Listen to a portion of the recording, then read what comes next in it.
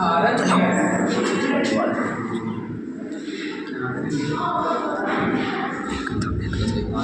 सही बात राष्ट्रवाद का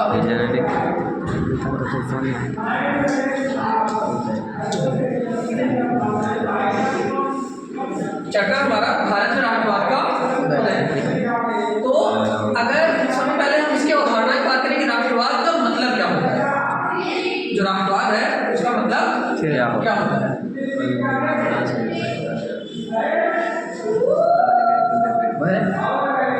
राष्ट्रवाद का मतलब होता है कि सभी प्रकार की विचारधाराओं, संकीर्णताओं, ठीक है, जैसे जाति, धर्म, लिंग, भेदभाव, ऊंच नीच, अमीर गरीब, अनपढ़ जाहिल, जो भी है, इस प्रकार के जो लोगों के अंदर आपस में भेदभाव होते हैं, उन भेदभावों को हटाकर उनको परे करके उनकी जगह पे सबसे पहले अपने देश को महत्व देना।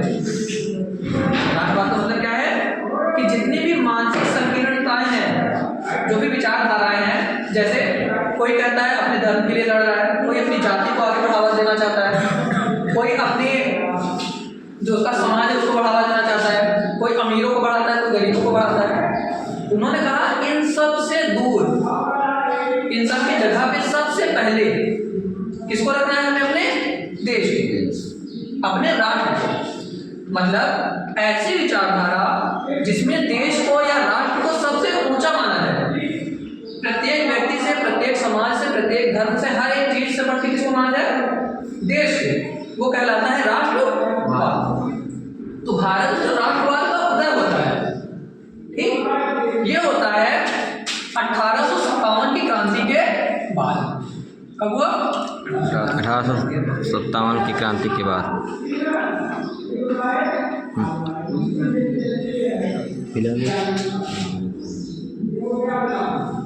इस क्रांति में ये देखा गया था, 1857 की क्रांति, बहुत बड़े व्यापक पैमाने पर हमला तो हुआ, लड़ाइयाँ तो हुई, लोगों ने विरोध तो किया, लेकिन इसके असफल होने का जो सबसे बड़ा कारण था वो था लोगों की सोच, लोगों की विचारधारा।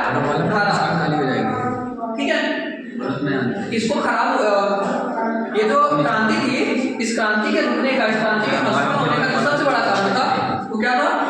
लोगों की विचारधारा, उनकी सोच।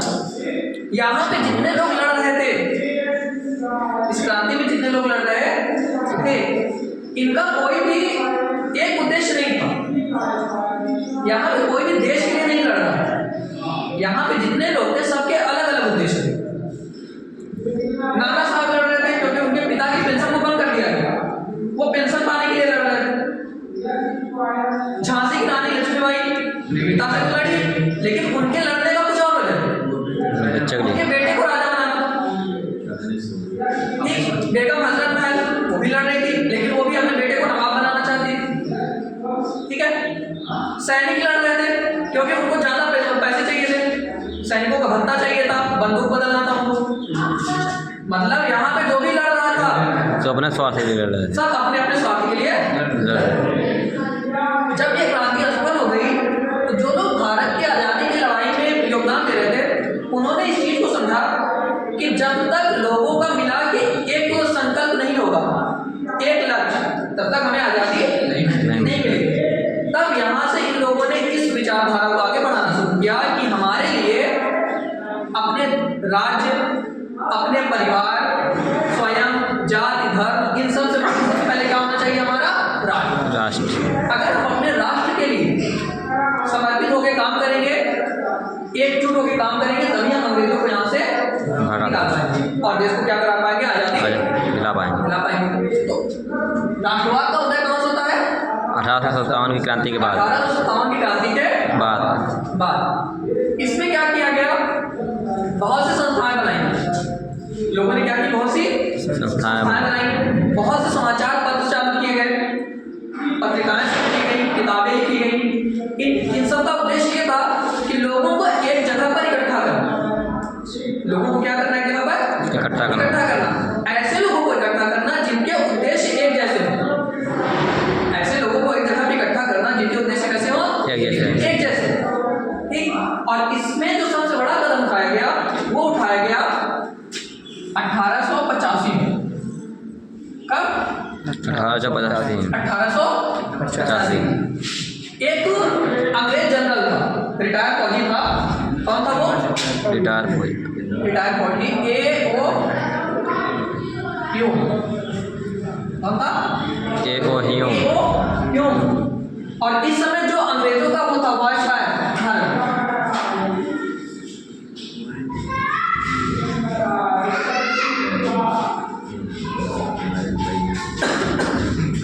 अंग्रेजों का वायसराय कौन था? डफरिन।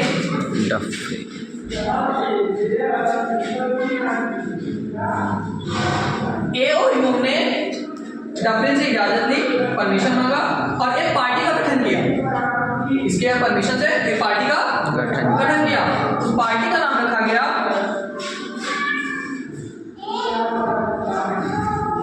इंडियन नेशनल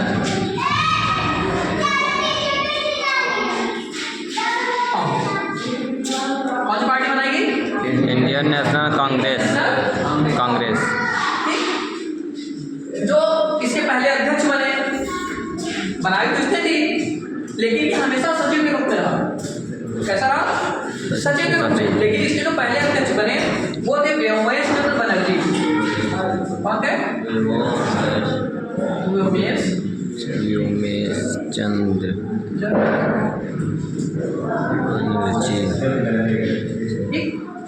इनको अध्यक्ष बनाया। इस पार्टी का एक नियम तय किया गया कि हर साल ये पार्टी अलग अलग जगहों पे अपनी बैठक करेगी। ये नहीं होगा कि एक ही जगह बैठक करेगी। जैसे पहला बैठक को बंगाल में हुआ था, लेकिन ये हुआ कि हर बार, जैसे एक बार बंगाल में हुआ तो दूसरी बार और किसी वक्त जगह पे हुआ। ठीक। और हर जगह के लोगों को क्या करेंगे? इसमें जोड़ेंगे। और यहाँ पे जो इसका लक्ष्य रखा गया इस पार्टी का, वो लक्ष्य ये रखा गया कि हमें लड़ाई नहीं करनी है, हमें अंग्रेजों से हिंसा का सहारा नहीं लेना है। हम शांतिप्रिय एकदम आराम से प्रार्थना पत्र के जरिए, भूख हड़ताल के जरिए विरोध करेंगे और अपनी मांगों को क्या करेंगे? अंग्रेजों के सामने रखेंगे और उनसे शांतिपूर्वक अपनी मांगों को पूरा करने के लिए कहेंगे। अगर हमारी मांगें नहीं पूरी होती तो हम क्या करेंगे? अंग्रेजों के कामों को रोकेंगे। मतलब अंग्रेजों का कोई काम यहाँ पे नहीं हो पाएगा।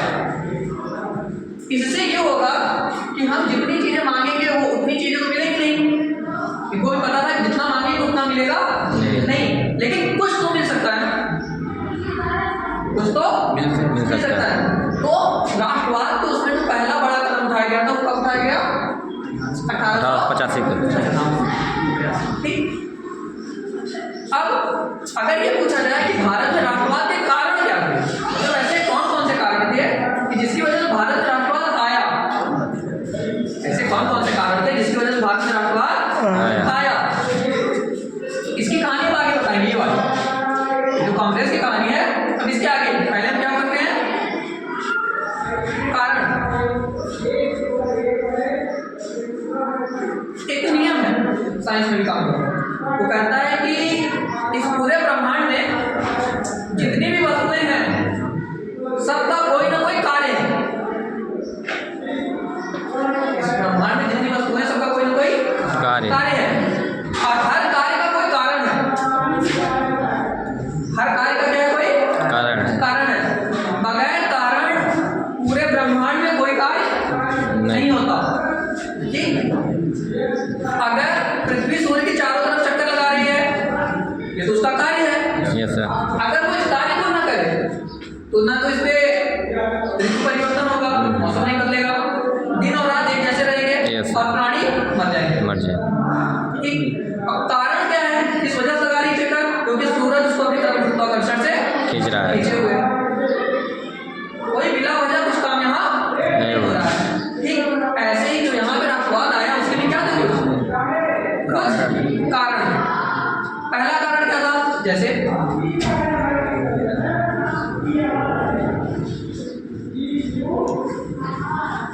अंग्रेजों की नीतियां। सबसे प्रमुख कारण क्या था? अंग्रेजों की नीतियां। जो भी ये कार्य करते थे अंग्रेज, जो भी अपनी नीति बनाते थे, ठीक, उससे हमेशा भारत का बुरा ही हुआ। अंग्रेजों ने भारत में अलग अलग प्रकार की नीति चलाई, हर राजा से, हर देश से, हर क्षेत्र से एक जैसा ही कभी बर्ताव नहीं करते थे। इनका एक तरीका था कि जैसा उद्देश्य वैसी नीति। मान लो कि कोई राजा इनसे ताकतवर है, कोई राजा इनसे ताकतवर है या उससे इनको फायदा हो सकता है, उससे दोस्ती करते थे। कोई कमजोर है, इनको पता है कौन सी चीज नहीं सकता, तो उसके ऊपर हमला करके उसकी जमीनों को छीन लेते। ठीक, किसी को ये लगता है कि हाँ वो राजा इनके ऊपर डिपेंड होना चाहता है, इनसे हेल्प लेना चाहता है, तो वो इसके ऊपर अलग अलग ऐसी प्रणाली लागू कर देते हैं, वो परेशान हो जाता है। जैसे एक आया था ठीक है, उसने सहायक संधि लागू कर दी। मतलब जो लोग अंग्रेजों से सहायता लेना चाहते थे उसी की सहायक संधि लागू कि ठीक है हम आपकी सहायता करेंगे, लेकिन बदले में आपको हमारी सेना की एक टुकड़ी अपनी देश में रखनी पड़ेगी, उसको खाना पीना पैसा वो राजा देगा, लेकिन वो काम किसके लिए करेंगे? अंग्रेजों के लिए। ठीक, तो ऐसी उसकी क्या थी नीतियाँ। ठीक है, अब इसमें क्या क्या आएगा? जैसे कूटनीति, क्या नीति? कूटनीति। ठीक, धूर्तता, बहुत बड़े धूर्त। ठीक, और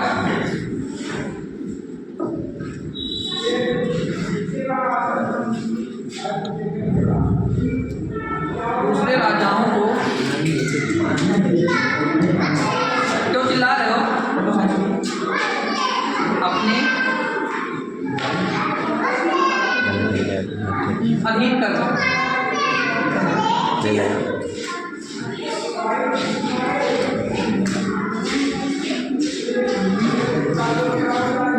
आक्रमण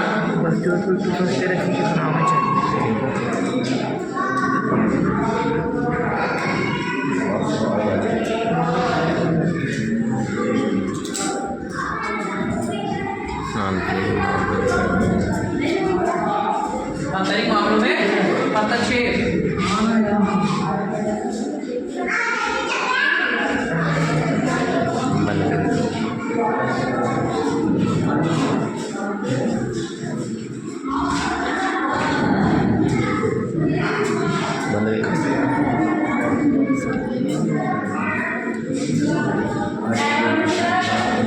सिपाहियों में भेदभाव। ठीक है, देखो जरा कूटनीति ये थी लोगों। कूटनीति का मतलब ये होता है कि कोई ऐसी रणनीति बनाना कि ये बीच से हट जाए। अब दो लोग आपस में क्या करते रहे? लड़ते रहे। मतलब ये ऐसी चालें चलते थे दो राजाओं के बीच लड़ाई लगवा कि ये तो बीच से हट जाते थे लड़ाई लगवा के, और वो दोनों राजा आपस में क्या करते रहते? लड़ते रहते। ठीक, हाँ, जैसे डुप्ले ने जब यहाँ पे वो आया क्लाइव, उस समय फ्रांसीसी और अंग्रेज आपस में लड़ रहे थे। हैदराबाद और कर्नाटक इन दो जगहों पे वहाँ के दो लोग आपस में राजा बनने के लिए लड़ रहे। इन दोनों ने क्या किया? उन दोनों के बीच और लड़ाई लगा, एक दूसरे की सहायता का वचन दिया कि आप लड़ाई करो, हम आपके साथ हैं। ठीक, और बाद में जब इन लोगों ने आपस में लड़ाई की, उन दोनों को कोई फायदा नहीं हुआ, और उसका फायदा अंग्रेजों ने उठाया। उनसे बदले में उनसे जमीनें ली, अपने सैनिकों के लिए पैसे लिए, खाना लिया, और अपने आप को क्या किया? वहाँ पे मजबूत किया। ठीक, मतलब कि दो लोगों की लड़ाई लगवाते थे, दो लोगों की लड़ाई लगवाते थे, और बाद में उसे क्या उठाते? फायदा। दूसरा था धूर्तता। धूर्तता का मतलब होता है मक्कारी। मक्कार थे, जो कहते थे वो कभी नहीं करते थे। ये जो कहते थे वो कभी नहीं करते थे। ठीक, जैसे इन लोगों ने क्या किया? पहले ही लोगों ने संधि कर दी, समझौता, कि अगर ऐसा ऐसा होगा तभी हम एक दूसरे से लड़ाई करेंगे, नहीं तो लड़ाई नहीं करेंगे। इन्होंने अफगानिस्तान के साथ यही किया। जो अफगानिस्तान वाला इलाका था, सिंध वाला, उसके साथ इन्होंने यही किया। सिंध बहुत मजबूत है, अफगान क्या थे? बहुत मजबूत, अंग्रेज से जीत नहीं पाते थे। तो उन्होंने क्या किया? अफगानिस्तान वालों से समझौता कर लिया, क्योंकि उस समय नेपोलियन भारत पे हमला करने वाला था। इन्होंने समझौता कर लिया कि ठीक है, हम आपके राज्य में हमला नहीं करेंगे, बदले में आप हमारे दुश्मनों को उधर से आने मत देना। अफगानिस्तान वाले भी खुश हो गए कि ठीक है, अफगान खुश थे क्या, ठीक है, अंग्रेज हमारे ऊपर हमला नहीं करेंगे। लेकिन फिर अंग्रेजों ने क्या किया, जैसे ही नेपोलियन का खतरा टल गया, उन्होंने इनके आपसी झगड़े थे उनमें दखल देना शुरू कर दिया। ठीक, आपसी मामलों में दखल देना शुरू कर दिया और इनको आपस में लड़ा दिया। जब लड़ाई हुई तो अपनी सेना लेके पहुंच गए कि हम यहाँ पे क्या करना है, शांति बहाल करना है। मतलब आपके यहाँ पे बहुत ज्यादा उपद्रव हो रहा है, क्या करना है, शांति बहाल करना है। ठीक है, अब बाद में इनके ऊपर में क्या कर लिया, कब्जा कर लिया, दूसरे राजाओं को अपने अधीन करना। ठीक है, जैसे आपने बताया ना कि वो सेना रखते थे कि अगर किसी को हमारी हेल्प चाहिए, हमारी सेना की, तो हम हेल्प तो करेंगे, लेकिन बदले में हमारी एक सेना को अपने पास रखनी पड़ेगी, अंग्रेज रेजिडेंट रखना पड़ेगा, और उसका पूरा खर्चा, खाना कपड़ा रहना हर चीज वो राजा देगा, बदले में वो लोग क्या करेंगे, उसकी हिफाजत करेंगे, किसी बाहरी से उसकी क्या करेंगे, हिफाजत करेंगे। लेकिन बाहरी से खतरा तो नहीं था, खतरा अंग्रेजों से ही था। ठीक, आक्रमण करना, हमला कर देते थे, जिनकी बातों को नहीं मानता था, इनके खिलाफ करता था, उसके ऊपर क्या करते, कोई ना कोई बहाना बना के हमला कर देते। ठीक है, जैसे सिख लोग, इन्होंने सिखों के ऊपर क्या किया, हमला किया, तो लड़ाई हुई, अंत में सिखों को जीत दिया गया, और जो लास्ट राजा था दिलीप सिंह, उसको निर्वासित कर दिया, इंग्लैंड भेज दिया, कोहिनूर हीरे के साथ उसको भेजा गया।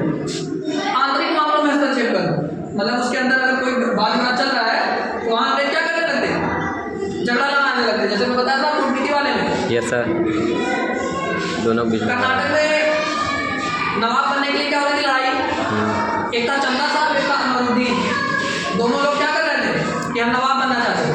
ये उनके आंतरिक मामले थे, अंदर के, इनको बाहर वालों को बोलने की जरूरत नहीं थी। ये पहुंच गए, ये वहाँ पे पहुंच गए, हाँ ठीक है, चंदा साहब का कुमारी क्या करेंगे नवाब बनने के लिए, लेकिन बदले में हमें क्या चाहिए, जमीन।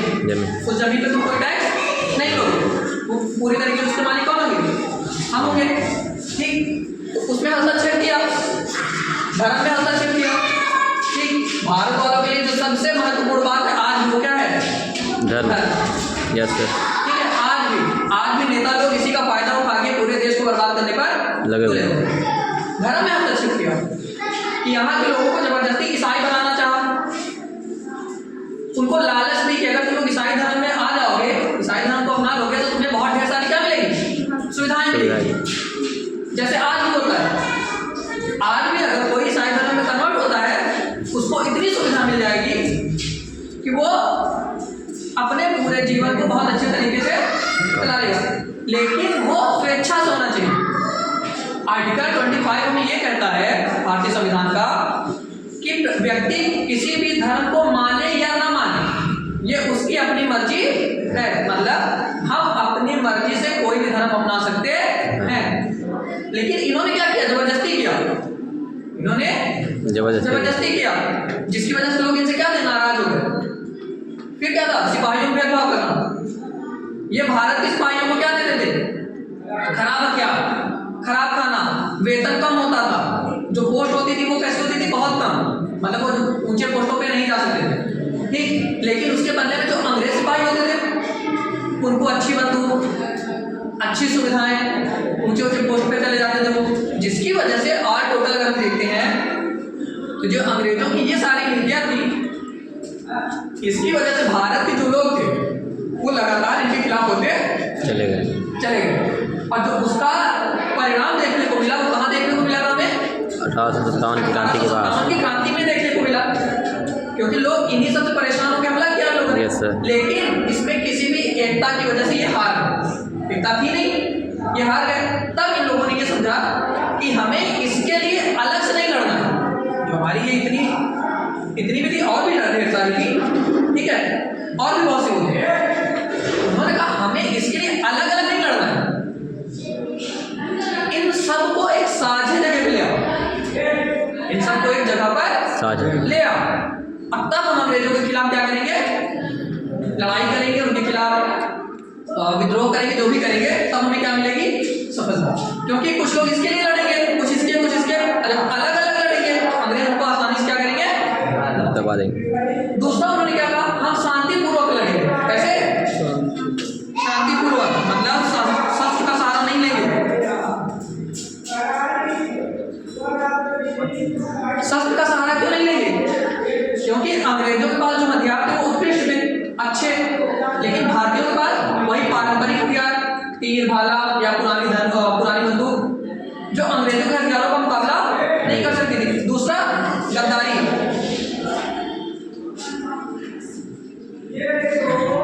दूसरी क्या थी? गद्दारी। गद्दारी। उन्होंने शांतिपूर्वक लड़ने की बात की, इसकी वजह क्या थी? एक तो हथियारों की कमी, दूसरी गद्दारी। अपने ही लोगों में 1857 की क्रांति में बहुत बड़ी गद्दारी है। जींद, पटियाला, गोरखा, बहुत से राजपूत राजा, ठीक, दक्षिण भारत के कई राजा, इन लोगों ने क्या किया? इन लोगों ने क्रांति में साथ तो नहीं दिया, क्रांति में साथ नहीं दिया, बदले में अपनी सेना अंग्रेजों को दी। ये भी नहीं था कि चलिए ठीक है हम क्रांति में साथ नहीं दे रहे हैं तो हम अलग रहेंगे, अलग नहीं, अपनी सेना अंग्रेजों को दे दी कि जाओ इन क्रांति वालों को क्या करो, दबाओ, नीचे करो। ठीक, तो ये देखा गया कि गद्दार तो हमारे यहाँ बने पड़े हैं, अगर हम लड़ाई करेंगे तो क्या भरोसा है कि ये उनका साथ न दे रहे, जो काफी साथ दे देंगे और हमारे नहीं। ठीक है, धन का अभाव, फिर क्या था? धन का अभाव। अब उन हथियारों को खरीदने के लिए जो हथियार को चाहिए थे उसके लिए इनके पास पैसे भी नहीं थे, उनके पास पर्याप्त धन नहीं था। ठीक, जिसकी वजह से इन लोगों ने किसको चुना था? शांतिपूर्वक विरोध किया।